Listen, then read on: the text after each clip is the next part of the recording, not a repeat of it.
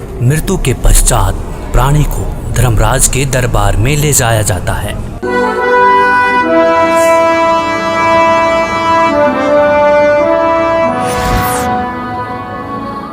पृथ्वीलोक पर प्राणी जैसा भी कर्म करता है उसका विवरण हर रोज धर्मराज के बही में ऑटोमेटिकली फैक्स हो जाता है।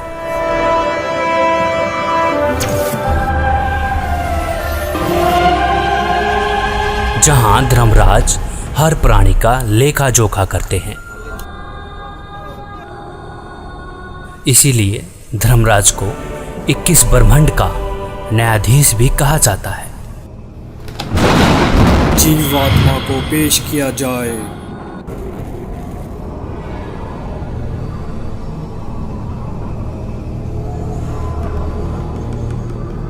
इसने प्राय स्त्री के साथ दुष्कर्म और हत्या का पाप किया है, इसे नरक में डाला जाए।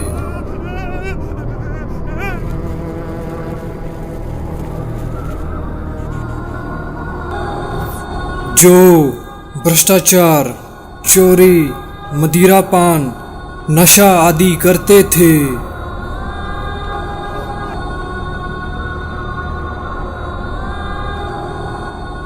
पर स्त्री के साथ दुष्कर्म।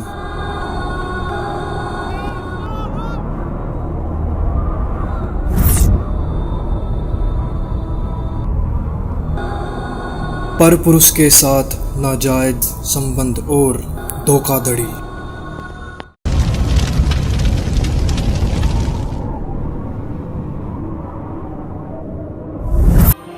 2 नंबर का काम करके कमजोर और असहाय लोगों का शोषण करना और मनुष्य के जीवन के साथ खिलवाड़ करना।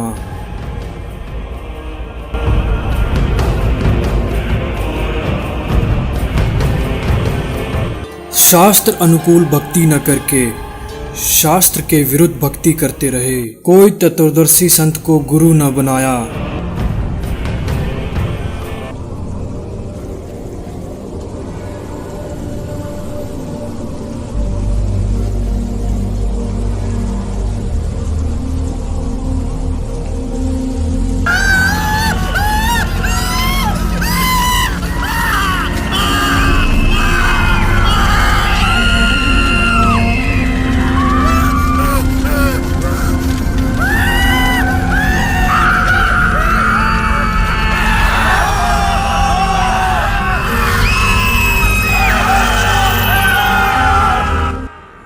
परमात्मा ने कष्ट देखा और उसको आना पड़ेगा, शास्त्रों को खोलना पड़ेगा और इतिहास को फिर दोहराना पड़ेगा जो 600 साल पहले।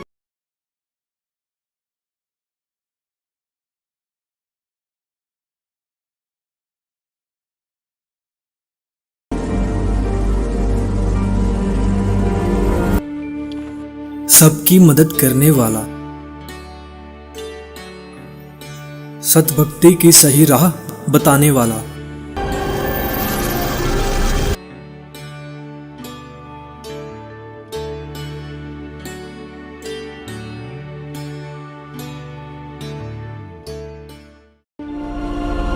बहुत सारी आत्माएं तत्व ज्ञान को जानकर सतलोक चली जाएंगी।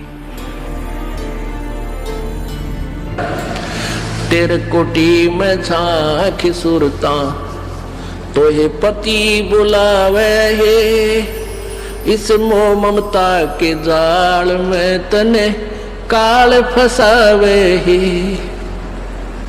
अपने पति को भूल बावड़ी बैठी आराम संगर के। काम क्रोध मोह लोभ मस्करे रिये जारा के।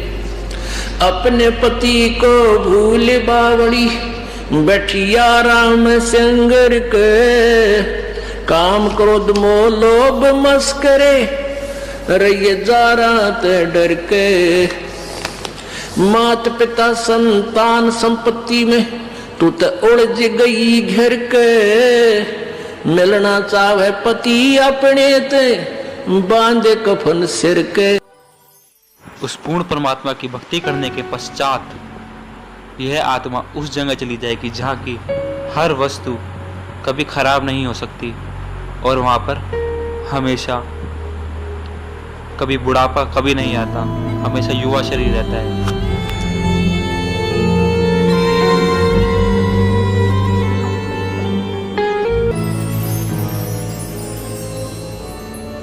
सतलोक में चल मेरी सुरता, हिम्मत ना लावे देरी, सच कहूँ ना झूठ रती भरी, बात मान ले मेरी। सतलोक में चल मेरी सुरता, हिम्मत ना लावे देरी, सच कहूँ ना झूठ रती भरी, तू बात मान ले मेरी। कहते हैं मन मान सरोवर नाण रे, जल के जंतु रे जल माही, आठों बखत बिहान रे, आठों बखत बिहान रे। मन मान सरोवर नाण रे, जल के जंतु रे जल माही, आठों बखत बिहान रे। कि भाई मन नो है मान सरोवर नहाया करे। ऊपर जो सरोवर है सतलोक की तरफ चलते हैं ना, इस मृत मंडल में भी 21 ब्रह्मांड के अंदर भी मान सरोवर है, इनसे ऊपर सतलोक में भी मान सरोवर है।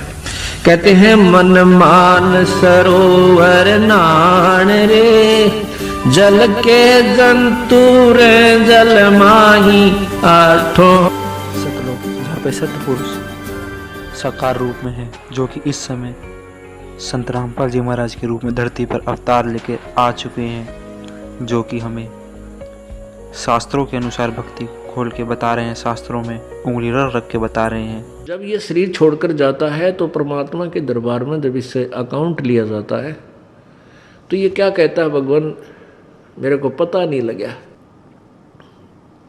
मुझे ज्ञान नहीं हुआ कि मुझे क्या करना चाहिए था, भक्ति करनी चाहिए थी या नहीं थी।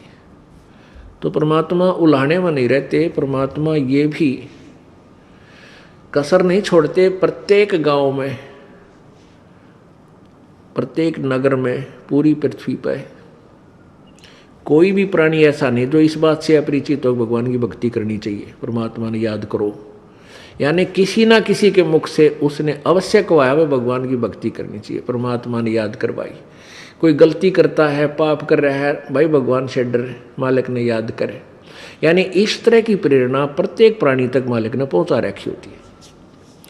फिर दूसरा ये होता है, जैसे आप जी गए हुए हो, आप प्रत्येक भाई को, बहन को, मित्र को, सहेली को, कोई रिलेटिव है, संबंधी, उनसे अवश्य ये चर्चा करते हो कि भगवान की भक्ति करो और भक्ति का मार्ग ये है, वो भक्ति का साधना ठीक नहीं है। तो भले ही वो नहीं मान रहे हैं तो उनका दुर्भाग्य है। जब वो सच्चे दरबार में जाकर खड़े होंगे उनका कोई पुण्य उनके साथ होगा नहीं, क्योंकि भक्ति शास्त्र विरुद्ध है। गीता जी अध्याय नंबर 16 के श्लोक नंबर 23 में कहा कि अर्जुन, शास्त्र विधि को त्याग कर जो मनमाना आचरण करते हैं,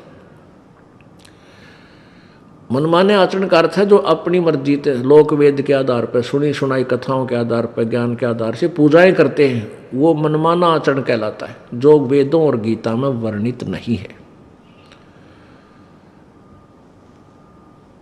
जो शास्त्र विधि को त्याग कर मनमाना आचरण करते हैं उनकी ना तो कोई सिद्धि होती है, ना उनकी गति होती है, ना कोई सुख होता है, यूजलेस। तो जो साधना आप कर रहे थे वो तो उनके पास साथ भक्ति धन हुआ नहीं और पापों की गठड़ी बंध गई पूरी। पाप बहुत इकट्ठे कर लिए, क्योंकि पाप तो दिन में बिना गिनती के होते हैं और पुण्य करने के लिए विशेष व्यवस्था करनी पड़ती है, गुरु बनाना पड़े। फिर जैसे गुरु जी बताओ वैसे साधना, पूर्ण गुरु, नकली गुरुओं से पूजा नहीं, ना उनकी कोई द्वारा बताएगी साधना से लाभ होने वाला। तो ऐसे पूरा गुरु मिले, फिर आप सच्ची लगन से, सच्चे तरीके से लगे, तब पुण्य बने। तो पुण्य तक कोई उनका बना नहीं, पाप की गठड़ी बंद गई। फिर वहां जा खड़ा हुआ धर्मराज के दरबार में। अब वहां ये एक बहाना बनाता है कि भगवान मुझे किसी ने बताया कोई नहीं, भक्ति कर ले। तब इसका फिल्म चलाता है परमात्मा। ये सब आप जो भी बातें जिसके साथ कर रहे हो, वैसे कोई गुप्त का गलती कर रहा है तो वो भी फिल्म बनकर भगवान के दरबार में पहुंच जाती है और एक आपके अंतःकरण में, आपके कंप्यूटर में ऑटोमेटिकली फीड हो जाती है। तो जब ये वहाँ खड़ा होकर ये झूठ बोलता है, बहाना बनाता है, तो परमात्मा इसके कंप्यूटर से जो वहाँ भगवान के दरबार में इसके नंबर का है ऑन कर देता है कि ले देख, ये भक्त तुझे क्या कह रहा है, ये बहन तुझे क्या कह रही है कि भक्ति कर ले, तू क्या कह रहा है, फिर देखेंगे किसने देखा है। ईब के भक्ति करने का टाइम से बुढ़ा होकर भक्ति करूँगा, और भक्ति तने करी नहीं, बकवाद करता रहा। फिर ये कैसे कह रहा है कि मेरे को किसी ने बताया नहीं, फिर ये यूं कर ले है नीची गर्दन। भगवान गलती बन गई बन गदा। अब गलती की सजा दूँ मैं, मेरे पास और कोई विकल्प नहीं। जिसी तू करेगा वैसा फल दे दूंगा। तेरा पुण्य होता तो स्वर्ग भेज दूँ, हो देवता बना दूँ, पुण्य नहीं है तो बन गदा। फिर ये कहता माफ़ करो भगवान, माफ़ करो परमात्मा। फिर धर्मराज कहता है जब तुझे मनुष्य शरीर कभी प्राप्त हो तब तू भक्ति करना भाई, अब कुछ नहीं बना, जाइए।